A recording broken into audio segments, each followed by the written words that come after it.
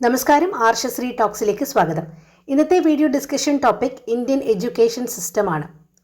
Indian school system അതിനെ ഒരു biggest human resource tragedy എന്ന് അഭിപ്രായപ്പെടുന്നത് കേട്ടിട്ടുണ്ട്.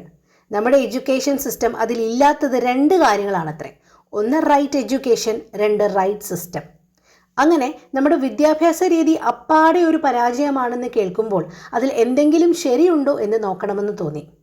വിദ്യാഭ്യാസ രീതി തന്നെ തെറ്റായതുകൊണ്ടാണോ, അതോ ആ വിദ്യാഭ്യാസ സമ്പ്രദായത്തെ നമുക്ക് ശരിയായിട്ട് ഉപയോഗിക്കാൻ അറിയാത്തത് കൊണ്ടാണോ?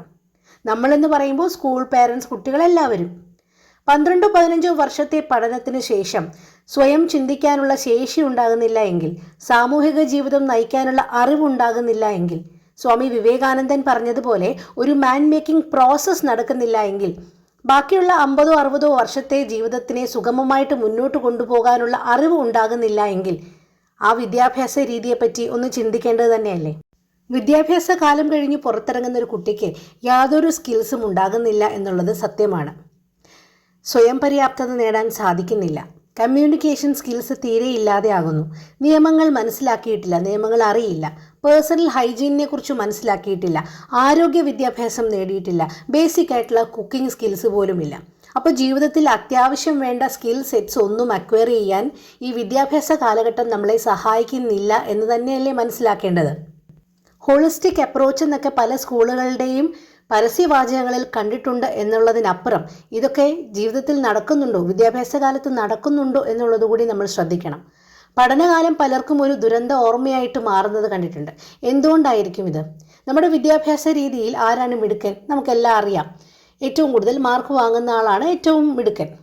അപ്പോൾ ഈ ഏറ്റവും കൂടുതൽ മാർക്ക് വാങ്ങിക്കുന്നത് ആരാണ്? പുസ്തകത്തിലുള്ളത് മുഴുവൻ കാണാതെ പഠിച്ച് അതേപടി എഴുതാൻ സ്കില്ലുള്ളയാൾ. അപ്പോൾ ഹൈ മാർക്സ് അല്ലെങ്കിൽ A+ എന്നത് മാത്രമാണ് മിടുക്കിൻ്റെ മാനദണ്ഡമായിട്ട് ഇന്ന് മാറിയിരിക്കുന്നത്.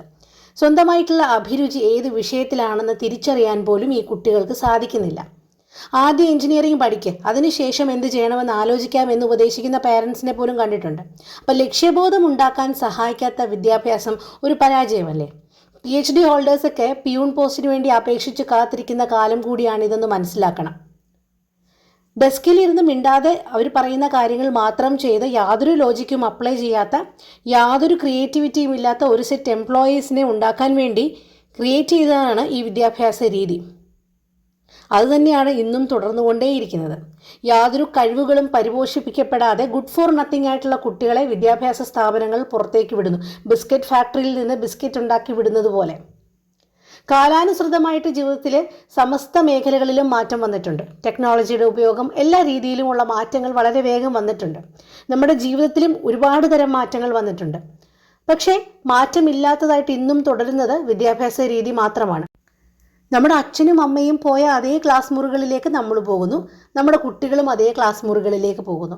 അതേ ബ്ലാക്ക് ബോർഡ്, അതേ ചോക്ക്, അതേ ടീച്ചർ, അതേ വിദ്യാഭ്യാസ രീതി, എല്ലാം പഴയത് തന്നെ. അവിടെ മാത്രം മാറ്റങ്ങൾ വളരെ ഒച്ചിൻ്റെ വേഗതയിൽ മാത്രമാണ് കടന്നു വരുന്നത്. എന്തുകൊണ്ടായിരിക്കും ഇത്? നമ്മുടെ അച്ഛനമ്മമാർ പോയ അതേ ക്ലാസ് മുറിയിൽ നമ്മൾ ഇരുന്ന് പഠിച്ചു. അതേപോലെ തന്നെ നോട്ട് എഴുതി, ഹോംവർക്ക് എഴുതി, പരീക്ഷ എഴുതി, പഠനത്തിൽ മികവ് പുലർത്താൻ ശ്രമിച്ചു, A+ വാങ്ങിക്കാൻ ശ്രമിച്ചു, അല്ലെങ്കിൽ കൂടുതൽ മാർക്ക് വാങ്ങിക്കാൻ ശ്രമിച്ചു, റാങ്ക് വാങ്ങിക്കാൻ ശ്രമിച്ചു. ഇതൊക്കെ തന്നെയാണ് എല്ലാ തലമുറയിലെയും കുട്ടികളും ചെയ്യുന്നത്. എത്രയോ മഹത് വ്യക്തികളെ ലോകത്തിന് സംഭാവന ചെയ്യാൻ ഭാരതത്തിന് കഴിഞ്ഞിട്ടുണ്ട്. അവരെ പറ്റിയല്ല പറയുന്നത്. ഒരു വലിയ വിഭാഗം ഈ വിദ്യാഭ്യാസ രീതി കൊണ്ട് യാതൊരു പ്രയോജനമില്ലാത്തവരായിട്ട് ഇന്നും തുടരുന്നുണ്ട്. 1ാം ക്ലാസ് മുതൽ 12ാം ക്ലാസ് വരെ നമ്മൾ പഠിക്കുന്ന പല വിഷയങ്ങളിലും യാതൊരു ബോധവുമില്ലാതെയാണ് നമ്മൾ ഈ 12ാം ക്ലാസ് കഴിഞ്ഞ് പുറത്തേക്ക് വരുന്നത്. എന്തിനിത് പഠിച്ചു എന്ന് പോലും നമുക്കൊരു ധാരണ ഉണ്ടാകത്തില്ല. 6ാം ക്ലാസ്സിലോ 7ാം ക്ലാസ്സിലോ ഒക്കെയാണ് നമ്മൾ ന്യൂട്രീഷനെ പറ്റി പറയുന്നത്, ബാലൻസ് ഡയറ്റിനെ പറ്റിയൊക്കെ പഠിക്കുന്നതൊക്കെ. ഏത് വൈറ്റമിൻസ് ഏതൊക്കെ ഫുഡിൽ നിന്ന് കിട്ടും, ഏതൊക്കെ ഫുഡ് എന്തിൻ്റെയൊക്കെ സോഴ്സ് ആണെന്നൊക്കെ പഠിക്കുന്നത് 6-7 ക്ലാസ്സിലാണെന്ന് തോന്നുന്നു. 5-6-7 ക്ലാസ്സുകളിലൊക്കെ പഠിക്കുന്നുണ്ട്. പക്ഷേ ഇതൊക്കെ കുട്ടികൾക്ക് ആരോഗ്യ പരിപാലനം എന്ന തലത്തിലേക്ക് ഈ അറിവുകളെ ഉപയോഗപ്പെടുത്താൻ സാധിക്കുന്നില്ല. ആരോഗ്യ വിദ്യാഭ്യാസം ചെറിയ പ്രായത്തിൽ തന്നെ നേടേണ്ട ഒന്നല്ലേ? ഇതൊക്കെ നമ്മൾ എക്സാമിന് വേണ്ടി മാത്രം പഠിച്ചു പോകുന്നുണ്ട് എന്നുള്ളതല്ലാതെ ഇത് ആ ചെറിയ പ്രായത്തിൽ തന്നെ നമ്മുടെ ജീവിതത്തിൻ്റെ ഭാഗം, നമ്മുടെ ആരോഗ്യ പരിപാലനത്തിൻ്റെ ഭാഗം കൂടിയാക്കി മാറ്റാൻ ഈ അറിവുകൾ ഉപയോഗപ്പെട്ടിരുന്നെങ്കിൽ ഈ വിദ്യാഭ്യാസം കൊണ്ട് നമുക്ക് പ്രയോജനമുണ്ടെന്ന് തന്നെ പറയാം. ഇത് പരീക്ഷയ്ക്ക് വേണ്ടി മാത്രമാണ് നമ്മൾ ഈ പാഠങ്ങളൊക്കെ പഠിച്ചു മാറ്റുന്നത്. യാതൊരു ദിശാബോധവുമില്ലാതെ യാതൊരു വിഷനുമില്ലാതെ ഇങ്ങനെ പഠിച്ചുകൊണ്ടേയിരിക്കുകയാണ്. 1-ാം ക്ലാസ് കഴിഞ്ഞു, 2ലേക്ക് പോകുന്നു, 3ലേക്ക് പോകുന്നു, 4ലേക്ക് പോകുന്നു. ഇങ്ങനൊരു ഓട്ടോമാറ്റിക് പ്രോസസ്സായിട്ട് നമ്മളിങ്ങനെ പോയിക്കൊണ്ടിരിക്കുകയാണ്. +1 ആകുമ്പോഴും നമ്മൾ ചിന്തിക്കുന്നില്ല ഇനി എന്തിലേക്കാണ് പഠിക്കേണ്ടത്, എന്താണ് എൻ്റെ ആഗ്രഹം, അഭിരുചി എന്താണെന്ന്. +1 ആകുമ്പോൾ കുട്ടികളോട് ചോദിച്ചാൽ പറയും ഇനി 1 വർഷം കൂടി ഉണ്ടല്ലോ തീരുമാനമെടുക്കാൻ, +2 കഴിയുമ്പോൾ തീരുമാനിക്കാം. ഈ +2 കഴിയുമ്പോഴോ പിന്നെ ആകെ ഒരു ഓട്ടമാണ്. അങ്ങനെ ഇഷ്ടമില്ലാത്ത മേഖലയിലൊക്കെ ചെന്ന് പെട്ടുപോകുന്നത്. നമ്മുടെ ചെറുപ്പകാലം എന്ന് പറയുമ്പോൾ ശരിക്കും നമ്മുടെ ഭയത്തിൻ്റെ കാലം തന്നെയാണ്. നമ്മുടെ തന്നെ ചെറുപ്പകാലം നമ്മുടെ മനസ്സിലൊന്ന് ഓർത്താൽ നമുക്കറിയാം. ചെറുപ്പകാലം ഏറ്റവും നല്ല കാലമാണെന്നൊക്കെ പറഞ്ഞാലും നമ്മൾ ഓർക്കുമ്പോൾ ഏറ്റവും ശരിക്കും ഭയത്തിൻ്റെ കാലം തന്നെയാണ്. അച്ഛനെ പേടിക്കണം, അമ്മയെ പേടിക്കണം, അപ്പൂപ്പനെ പേടിക്കണം, അമ്മൂമ്മയെ പേടിക്കണം, ടീച്ചർമാരെ പേടിക്കണം, മുതിർന്ന എല്ലാവരെയും പേടിക്കണം. അപ്പോൾ ഭയമാണ് ആ കാലത്ത് ഏറ്റവും നമ്മളെ നയിക്കുന്ന ഒരു വികാരം. അഭിപ്രായം പറയാൻ സ്വാതന്ത്ര്യമില്ല, അർഹതയില്ല. അപ്പം ഞാൻ പറഞ്ഞത് കേട്ടാൽ മതി, ഇതാണ് രീതി. അപ്പോൾ ഈ ഐഡൻറ്റിറ്റി ക്രൈസിസ് ഈ ചെറിയ പ്രായം തൊട്ടേ കുട്ടിക്കുണ്ട്. പറയാനും പ്രവർത്തിക്കാനും സ്വതന്ത്രമായിട്ട് ചിന്തിക്കാനുമുള്ള ഭയമാണ് നമ്മൾ ഈ കൊച്ചു കുട്ടികളിൽ അടിച്ചേൽപ്പിക്കുന്നത്. അതായത് അവരുടെ ഐഡൻറ്റിറ്റി ക്രൈസിസ് നമ്മൾ ആ പ്രായത്തിൽ തന്നെ അവർക്കുണ്ടാക്കി കൊടുക്കുന്നുണ്ട്. അപ്പോൾ ജീവിതം നിർണ്ണയിക്കുന്നത് മാർക്ക് അല്ല, അല്ലെങ്കിൽ മാർക്ക് മാത്രമല്ല എന്ന് പറയാം. നിങ്ങൾ സക്സസ്ഫുൾ എന്ന് സ്വയം കരുതുന്ന വ്യക്തികളുണ്ട്, നിങ്ങൾ വിചാരിക്കുന്ന വ്യക്തികളുണ്ടല്ലോ, സക്സസ്ഫുൾ ആണ് എന്ന് നിങ്ങൾക്ക് തോന്നുന്ന വ്യക്തികൾ, നിങ്ങളുടെ ചുറ്റും കാണുന്ന, നിങ്ങളുടെ ചുറ്റും നിങ്ങൾക്ക് അറിവുള്ള വ്യക്തികൾ, അവരെയൊക്കെ ഒന്ന് ഓർത്ത് നോക്കിക്കേ. അവരൊക്കെ മാർക്ക് അടിസ്ഥാനത്തിൽ ജീവിതത്തിൽ വിജയിച്ചു വന്നവരാണോ? ഇപ്പോൾ സ്കൂളിൽ ഏറ്റവും പഠിപ്പിസ്റ്റായിരുന്ന കുട്ടികളുടെ അവസ്ഥയും അവരുടെ ജീവിതവും ഒക്കെ ഒന്ന് ശ്രദ്ധിച്ചാൽ നിങ്ങൾക്ക് ആ ഹാർഡ് റിയാലിറ്റി മനസ്സിലാവും. ചെറുപ്പത്തിൽ കുഞ്ഞുങ്ങൾ ആരാകണം എന്ന് ചോദിച്ചാൽ ചിലപ്പോൾ ഡോക്ടർ, കളക്ടർ എന്നൊക്കെ അറിവില്ലാത്ത പ്രായത്തിൽ അവർ പറഞ്ഞു നിന്നിരിക്കും. വലുതാകുമ്പോൾ അവരുടെ കാഴ്ചപ്പാടുകളും അഭിരുചികളും ഒക്കെ മാറും. പക്ഷേ ഈ മാതാപിതാക്കൾ എന്ത് ചെയ്യും? ഈ കുഞ്ഞു അറിയാത്ത പ്രായത്തിൽ പറഞ്ഞ ആ ആഗ്രഹത്തെ വീണ്ടും അതിങ്ങനെ ഇഞ്ചക്ട് ചെയ്തുകൊണ്ടേയിരിക്കും. എപ്പോഴോ പറഞ്ഞു പോയതിൻ്റെ പേരിൽ ഇഷ്ടമില്ലാത്ത കോഴ്സുകൾ വീണ്ടും പഠിക്കേണ്ടി വരും. കുഞ്ഞു മക്കളോട് ഈ അനാവശ്യമായ ചോദ്യം നമുക്ക് ഒഴിവാക്കാം. ഏത് ചോദ്യം? നിനക്കാരാകണം? ഒരു വിഷൻ നല്ലതാണ്, പക്ഷേ ഈ ആരാകണമെന്ന് കുട്ടി അറിയാതെ പറയുന്ന ഉത്തരം നമ്മൾ പിന്നെ സീൽ ചെയ്തങ്ങിടുവാണ്. അതാണ് ദോഷമെന്ന് പറഞ്ഞത്.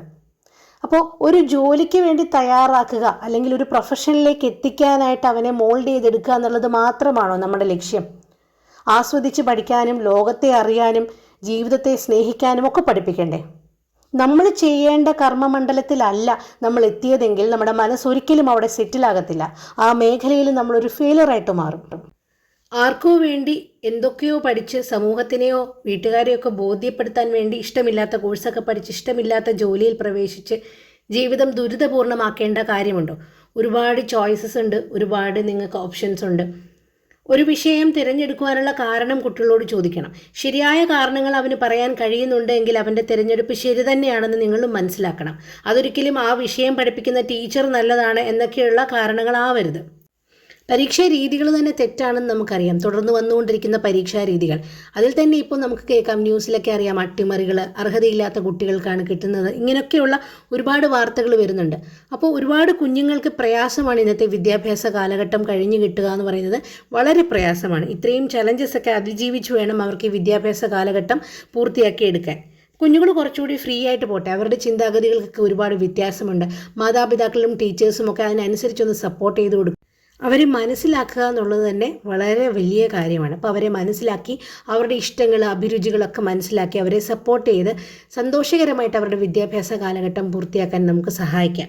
പരസ്യത്തിൽ പറയും പോലെ ഞാനും ഒരു വർണ്ണപ്പട്ടമാണെന്ന തോന്നൽ അവനും അവൾക്കും ഒക്കെ ഉണ്ടാകട്ടെ. ഒരു മാറ്റം പ്രതീക്ഷിച്ചുകൊണ്ട് നിർത്തുന്നു. വേറൊരു വിഷയവുമായി അടുത്ത വീഡിയോയിൽ കാണാം. ചാനൽ സബ്സ്ക്രൈബ് ചെയ്തില്ലെങ്കിൽ സബ്സ്ക്രൈബ് ചെയ്ത് സപ്പോർട്ട് ചെയ്യുക. Thanks for watching. Bye. Have a great day.